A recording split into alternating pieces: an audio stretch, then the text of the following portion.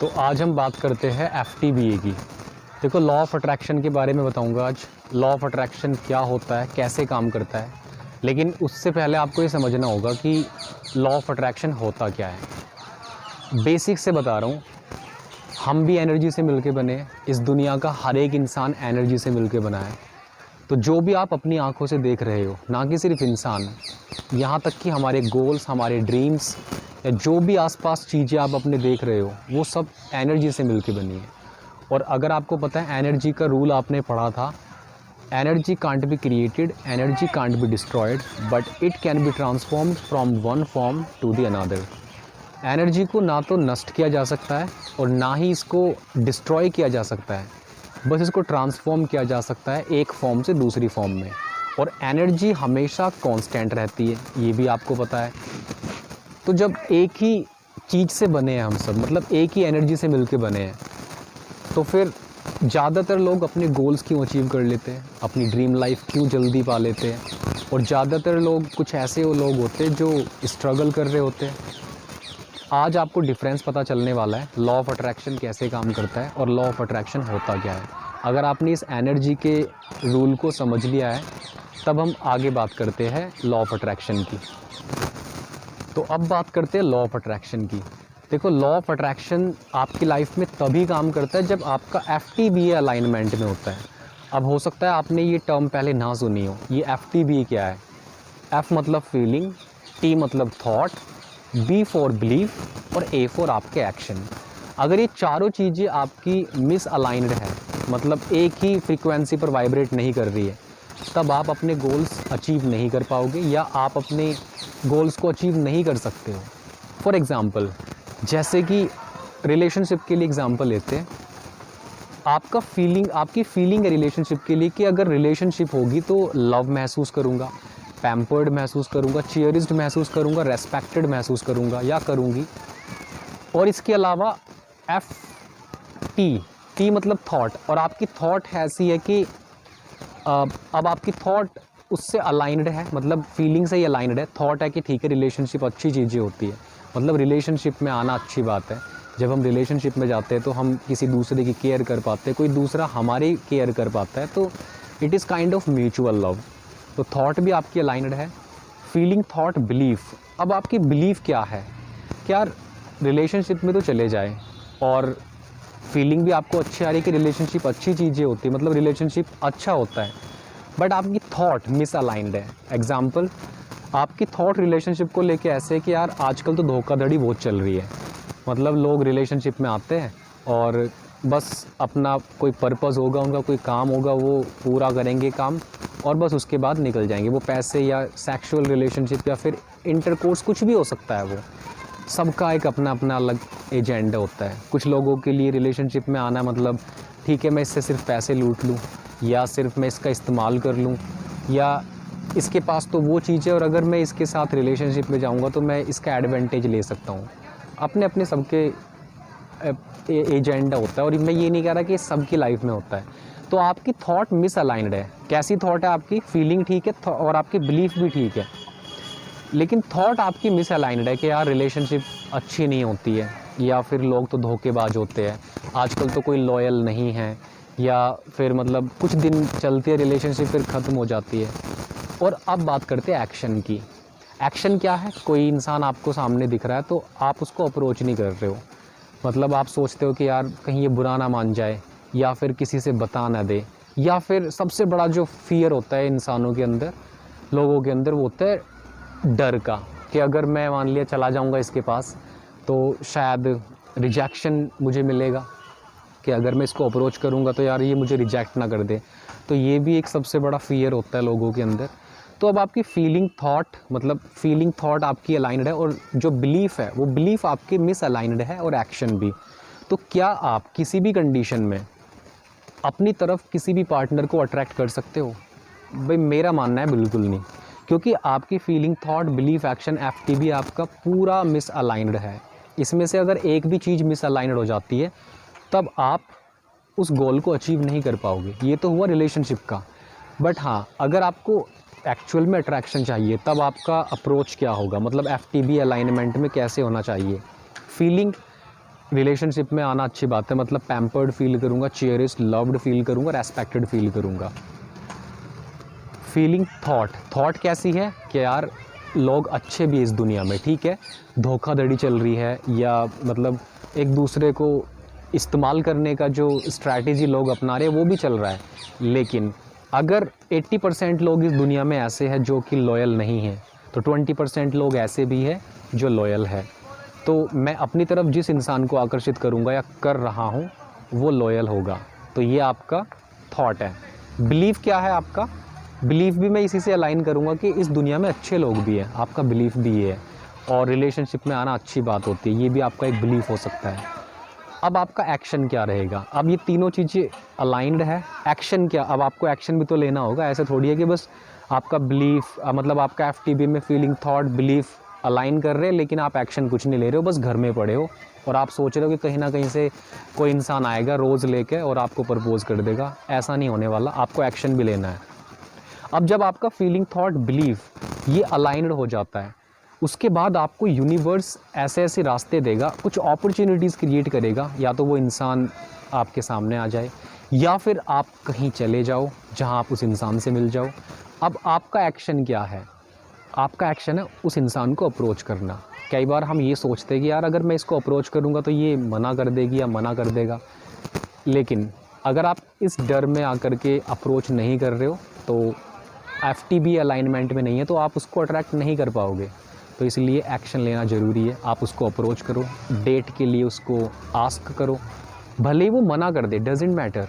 उसने मना कर दिया तो ऐसा थोड़ी है कि वही आपका परफेक्ट पार्टनर है या वही आपके लिए पार्टनर बनेगा, और अगर वो नहीं, उसने मना कर दिया तो फिर आप कहीं दूसरी जगह ट्राई भी नहीं करोगे। तो ये तो एक नैरो माइंड सेट हो गया कि आपने एक बार कोशिश की और रिजेक्शन मिल गया तो बस आप सोच रहे हो कि यार अब तो हर जगह से मुझे रिजेक्शन मिलता है। तो ऐसा नहीं होना चाहिए। Take next move. नो का मतलब हमेशा होता है नेक्स्ट अपॉर्चुनिटी। और जब आप किसी को अप्रोच कर रहे हो तो इसलिए नहीं कि आप बैगिंग एटीट्यूड के साथ जा रहे हो कि यार बस मुझे ही उससे कुछ चाहिए, उस रिलेशनशिप से मुझे ही कुछ चाहिए होगा। मैं अपने ही फेवर की बात कर रहा हूँ। मैं जब आप किसी को अप्रोच कर रहे हो, दो तरह के एटीट्यूड होते हैं, बैगिंग एटीट्यूड और गिविंग एटीट्यूड। आपको ये भी तो पता होना चाहिए कि यार अगर मैं उसको अप्रोच कर रहा हूँ तो मेरे पास भी कुछ है जो मैं उसको ऑफ़र करने जा रहा हूँ। मतलब आप उस पर्सन को अप्रोच कर रहे हो तो आपके अंदर भी तो कुछ क्वालिटीज़ है, आप भी तो पैसा कमा रहे हो या आप भी तो सक्सेस की तरफ हो लाइफ में, आपकी भी तो लाइफ में बहुत सारी खुशी है, या आप बहुत अच्छे एंटरटेनिंग हो सकते हो, आप उसको हंसा सकते हो, उसको सुन सकते हो। तो ये क्वालिटीज़ आप उसको देने जा रहे हो। और ये नहीं कि बस मुझे उससे कुछ चाहिए। अगर इस माइंडसेट के साथ किसी को हम अप्रोच करते हैं तो रिजेक्शन मिलता है वहाँ से। बट अगर आपको अपनी वैल्यू पता है कि मेरे अंदर भी कुछ बात है, मैं भी कुछ क्रिएट कर सकता हूँ उसके लाइफ में, तब आप उसको अप्रोच कर रहे हो बैगिंग एटीट्यूड से नहीं, गिविंग एटीट्यूड से। और अगर आप गिविंग एटीट्यूड से जा रहे हो और उसने मना भी कर दिया तो इससे क्या फ़र्क पड़ता है? कोई फ़र्क नहीं पड़ता। Move on to the next. No का मतलब होता है हमेशा नेक्स्ट अपॉर्चुनिटी। तो अगर उसने मना भी कर दिया तो आप किसी दूसरे पर्सन को जाके अप्रोच करो।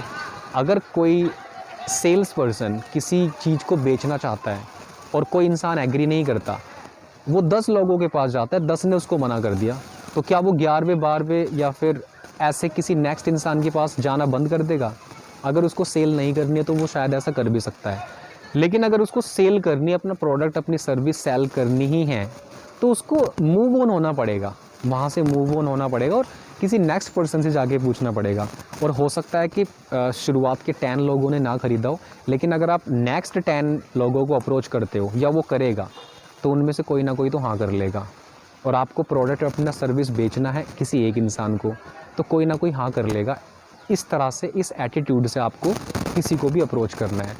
कई बार ये होता है कि यार हम किसी को अप्रोच कर रहे हैं और बस एक बार रिजेक्शन मिल गया, किसी ने 2 बार मना कर दिया, तो बस वहीं निराश हो गए कि यार अब तो कोई फ़ायदा नहीं है इसको अप्रोच कर, मतलब रिलेशनशिप में जाने का कोई फ़ायदा नहीं है, सब तो कमिटेड है या किसी ना किसी की रिलेशनशिप कहीं ना कहीं चल रही है।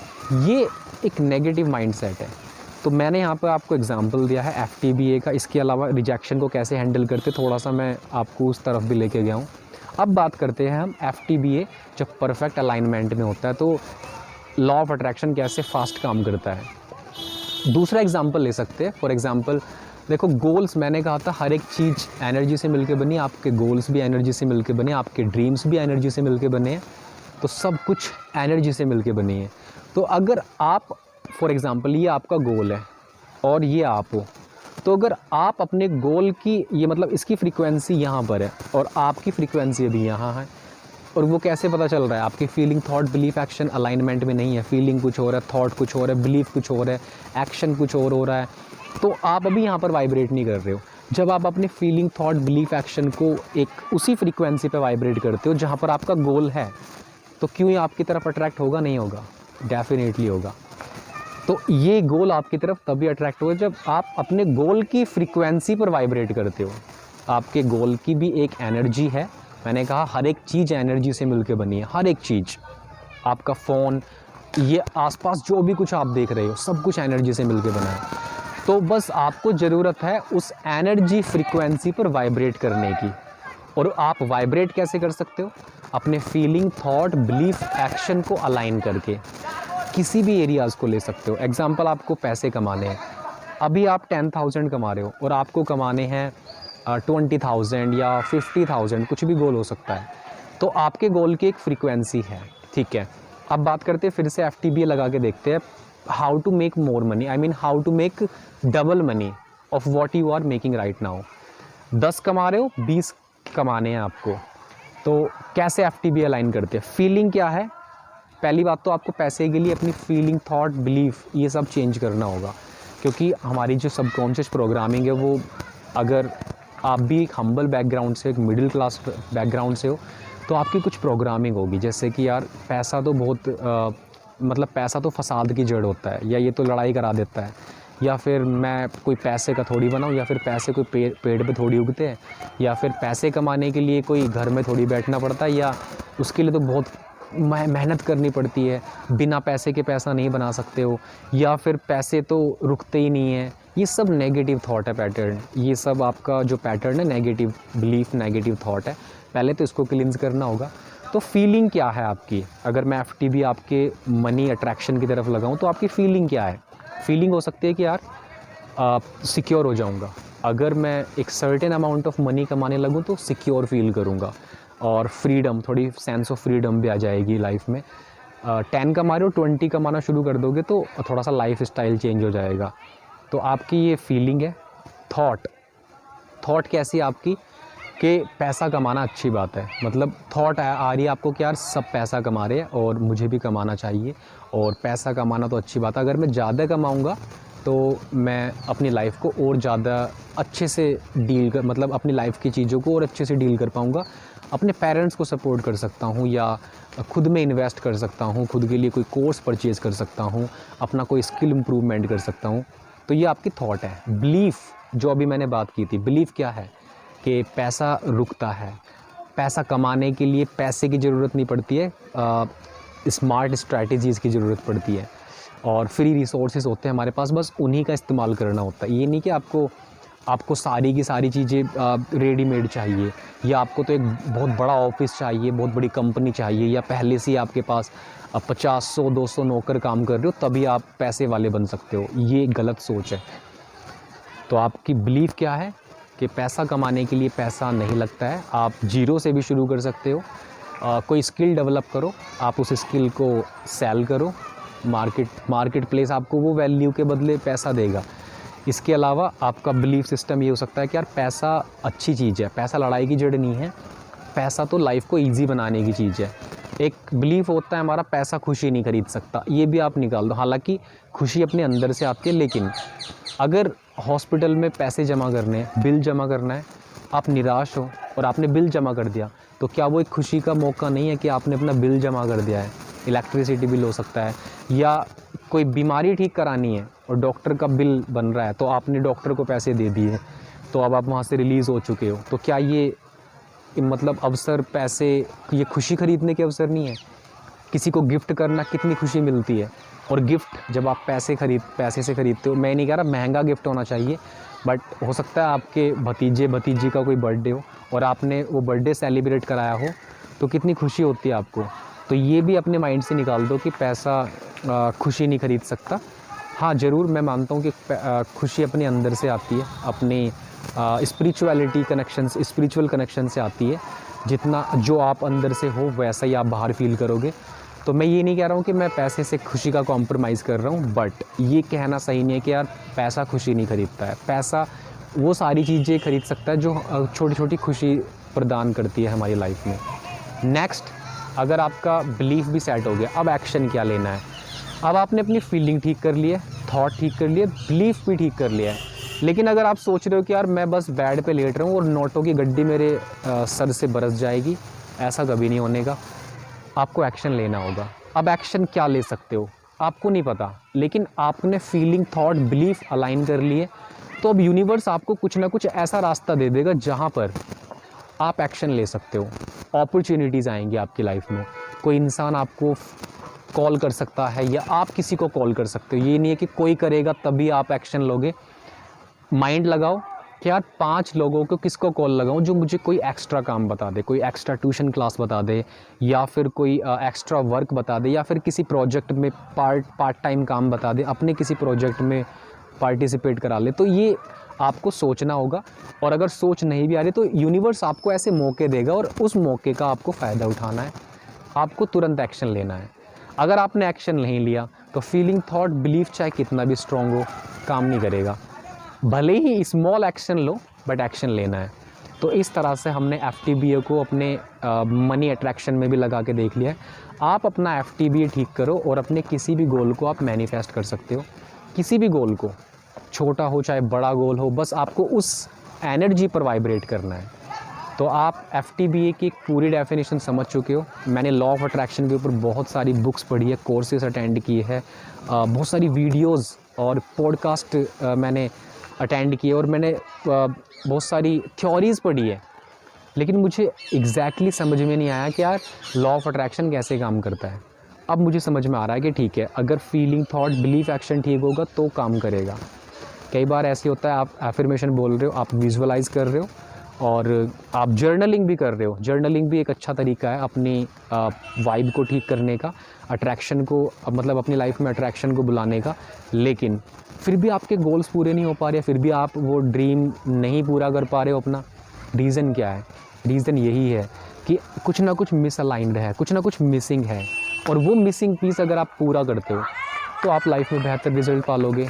लॉ ऑफ अट्रैक्शन आपकी लाइफ में काम करेगा। तो आज की वीडियो में सिर्फ इतना ही। अगर आपको ये वीडियो पसंद आया है, आप इस वीडियो को लाइक कीजिए, इस चैनल को सब्सक्राइब कीजिए और अपने फ्रेंड्स के साथ भी शेयर कीजिए। मैं इस चैनल पर इस तरह की वीडियोस बनाता हूँ, बिल्कुल रॉ टॉक होती है। कहीं भी अगर मेरे को लग रहा है थोड़ा बहुत एनवायरनमेंट क्लीन है तो मैं वहाँ पे अपना फ़ोन का कैमरा यूज़ करता हूँ, मतलब ओपन करता हूँ, माइक लगाया, और जो भी मेरे मन में विचार आ रहे हैं, थॉट, मुझे लग रहा है कि किसी टॉपिक पर मुझे बोलना चाहिए, तो मैं वहाँ पर रॉ टॉक करने लगता हूँ वॉकिंग स्टाइल में। आप मेरी सारी वीडियोज़ इसी तरह की देख सकते हो। तो इस चैनल को ऐसे कंटेंट के लिए सब्सक्राइब कर लो। इस तरह की मैं आपको वीडियोस और भी फ्यूचर में क्रिएट करता रहूँगा। Thank you very much.